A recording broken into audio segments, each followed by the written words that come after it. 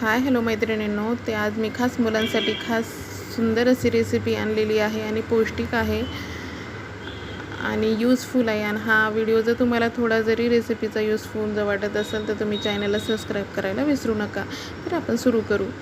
तर चणे आदल्या दिवशी भिजवायचे आणि दुसऱ्या दिवशी वाफून घ्यायचे. वाफल्याच्यानंतर मी इथं चणे घेतलेले आहेत. चणे, शेंगदाणे, फुटाणे, आपण याच्यामध्ये टमॅटो, खिरा, म्हणेल तशी मुरमुरे वगैरे सगळं काही टाकू शकतो याच्यामध्ये आपल्या आवडीनुसार. आणि खास करून लिंबू टाकलं तर खूपच मस्त लागते. तर याच्यामध्ये चणे वगैरे टाकून घेतले, शेंगदाणे, फुटाणे काट टाकले. तर याच्यामध्ये सांबार मसाला, थोडीशी हळद, तिखट वगैरे टाकून घ्यायची, थोडासा कांदा कोथिंबीर टाकून घ्यायची. आणि नंतर आपण याच्यामध्ये थोडंसं काळं मीठ वगैरे टाकायचं आणि साधं मीठही टाकून घ्यायचं.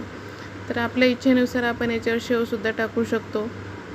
अजून तिखट करायचं असेल तर तुम्ही अजून करू शकता, पण खास करून मुलं काही जास्त तिखट खात नाही, त्याच्यासाठी मी हेच करते. तुम्हाला हवं तसं मिरची पण टाकू शकता याच्यामध्ये. तर अशी काही सोपी इझी रेसिपी आहे. तुम्हाला जर आवडली असेल तर चॅनलला सबस्क्राईब करायला, लाईक करायला, शेअर करायला विसरू नका. बाय मैत्रिणींनो.